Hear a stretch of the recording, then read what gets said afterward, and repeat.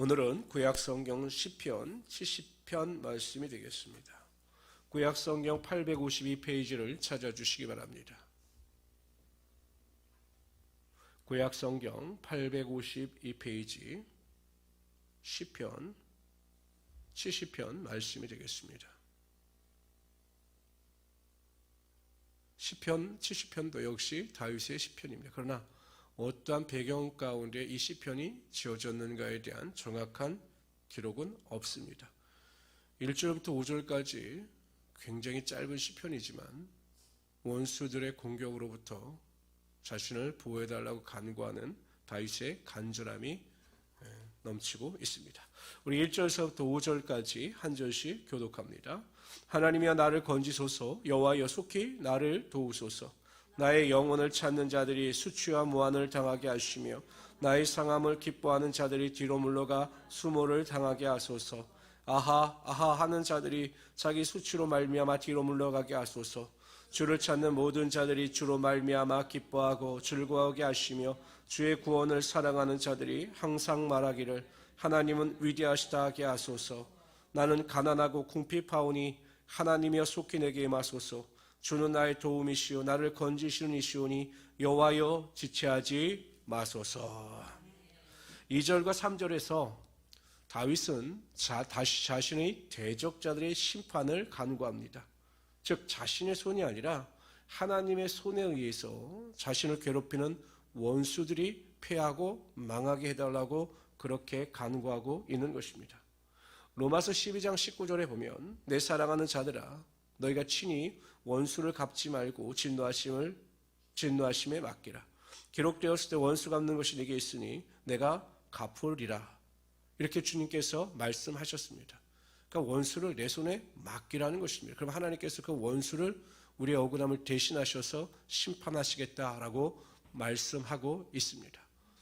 다니엘은 기도하는 일로 억울한 일에 당하게 됩니다. 자신을 해하려고 하는 악한 자들의 술수에 의하여 그가 큰 위기에 빠집니다. 생명이 위협을 당하게 됩니다.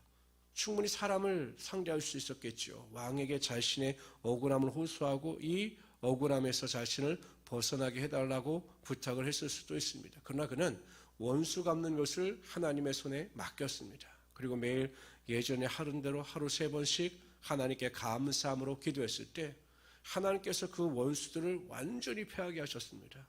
그 원수들뿐만 아니라 원수들의 가족까지도 완전히 멸하심으로 하나님의 영광을 드러내며 다니엘을 높여 주셨던 것입니다. 세상을 살아갈 때 우리가 사람으로 인하여 억울한 일을 당하기도 하고 상처를 받을 수밖에 없습니다. 상처받는 일이 많이 일어날 수 있습니다. 그럴 때마다 그 사람을 상대하지 마십시오. 그 사람을 미워하지 마십시오. 모든 것을 하나님의 손에 맡기고 하나님의 궁휼하심을 구하시길 바랍니다. 그러면 하나님께서 우리의 억울함을 다 해결해 주시고 오히려 우리에게 승리의 멸관을 씌워 주실 것입니다. 4절 보도록 하죠. 4절에서 다윗은 이렇게 고백합니다. 주를 찾는 모든 자들이 주로 말미암아 기뻐하고 즐거워하게 하시며 주의 구원을 사랑하는 자들이 항상 말하기를 하나님은 위대하시다 하게 하소서. 하나님은 주를 찾는 자들을 기뻐하게 하시는 하나님이 되신다는 것입니다. 기도할 때마다 위기 가운데 구원하여 주시고 항상 환난 가운데 우리를 이끌어 주심으로 하나님을 찾는 자들을 반드시 기뻐하고 즐거워하게 하여 주시는 하나님이 되시는 것입니다. 이스라엘 백성들이 홍해 앞에 섰습니다. 진퇴양난입니다. 절망이었습니다. 그들은 다 여기에서 죽게 되었다라고 탄식합니다. 모세가 지팡이를 홍해를 향하여 내밀었을 때 홍해가 갈라지고 이스라엘 백성들은 홍해 바다를 육지같이 건넜습니다. 그러나 그 홍해 바다를 건너던 애국 군대는 전부 수장이 되고 말았습니다. 이 놀라운 광경을 목도하면서 방금 전까지 원망하고 불평하던 이스라엘 백성들이 하나님께 영광을 돌리며 또한 시를 지어 찬양하고 하나님 앞에 기뻐하게 되었던 것입니다. 복음서에 보면 예수 그리스도 앞에 나오는 모든 병자들이 예수 그리스도로 말미암아 병을 고침받고 그들의 소원대로 이루어짐을 보면서 하나님께 영광을 돌리며 기뻐하는 모습을 나타내고 있습니다. 하나님은 하나님을 찾는 자들을 절대로 실망시키지 아니하십니다. 반드시 어떤 환경 가운데 있다 할지라도 하나님을 찾고 찾으면 우리를 만나주시고 우리 기도 가운데 응답하여 주셔서 슬픔이 변하여 기쁨이 되게 하시고 낙심이 변하여 소망이 되게 하여 주시는 하나님이 되시는 것입니다.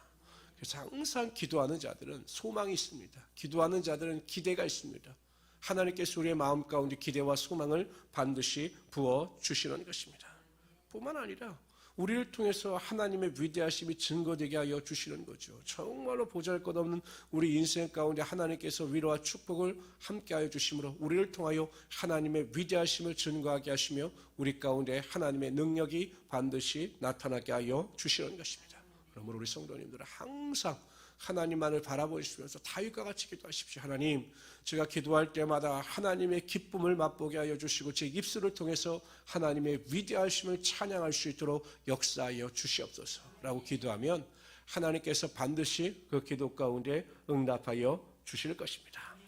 단 5절에서 다윗은 이렇게 고백합니다. 나는 가난하고 궁핍하오니 하나님이여 속히 내게 임하소서. 주는 나의 도움이시오 나를 건지시는 이시오니 여호와여 지체하지 마소서. 나는 가난하고 궁핍하오니 라고 고백을 합니다. 이는 물질적으로 가난하고 궁핍한 상태를 의미하는 것이 아닙니다. 심령이 가난한 상태를 고백하고 있는 것입니다. 내 심령이 가난하여 하나님을 찾지 않고는 살아갈 수 없는 그러한 상태, 너무 심령이 가난해서 하나님을 바라보지 않고는 살아갈 수 없는 그 상태를 내 심령이 가난하고 궁핍하다 이렇게 다윗은 고백하고 있습니다. 심령이 가난하니까 여러분 간절할 수밖에 없죠. 심령이 가난한 성도는 항상 하나님 앞에 간절할 수밖에 없습니다. 그리고 그 간절함이 하나님의 보좌를 움직임으로 그 기도의 능력이 나타나게 되어 있는 것입니다. 내게 부르짖으라. 내가 내게 응답하겠고 내가 알지 못하는 크고 비밀한 일을 내게 보이리라. 이 심령이 가난한 자는 항상 하나님을 간절히 찾게 되어 있는 것입니다. 바디메오, 여리고성에 사는 바디메오는 태어날 때부터 장님이었습니다. 보지 못하는 자였습니다. 그러니 여러분 그거 살아온 인생을 보면 얼마나 여러분 고달프고 힘이 들었겠습니까? 얼마나 고난과 또한 수치를 당했겠습니까? 인생 자체가 정말로 고난의 연속이었을 것입니다. 그 심령 상태가 굉장히 가난한 상태였던 것입니다. 예수님께서 그 여리고 자신의 옆을 지나가실 때 크게 소리치지 않습니까? 다윗의 자손 예수여 나를 불쌍히 여기소서. 다른 사람들이 죄지어도 절대 실망하지 않고 넘어지지 않고 또 외치는 것입니다. 다윗의 자손 예수여 나를 불쌍히 여기소서.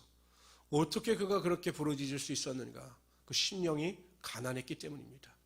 내가 이 순간 예수님을 찾지 않고는 예수님의 도움이 없이는 살아갈 수 없다라고 하는 그 간절함, 심령의 가난한 상태에서 간절함이 그러한 은혜와 능력이 나타나게 하여 주셨던 것입니다. 성도 여러분, 새벽마다 심령이 가난하고 궁핍한 상태에서 하나님을 찾고 기도하면 우리의 삶에 반드시 놀라운 능력이 나타나게 되어 있는 것입니다. 기도하는 자들의 기도 소리에 응답하여 주시고 우리의 삶에 하나님의 기쁨이 반드시 흘러넘치게 하여 주실 것입니다. 이러한 믿음을 가지고 오늘도 기도함으로 승리하시고 기쁨과 영광을 맛보시는 하나님의 귀한 성도들이 되시기를 주님의 이름으로 축원합니다.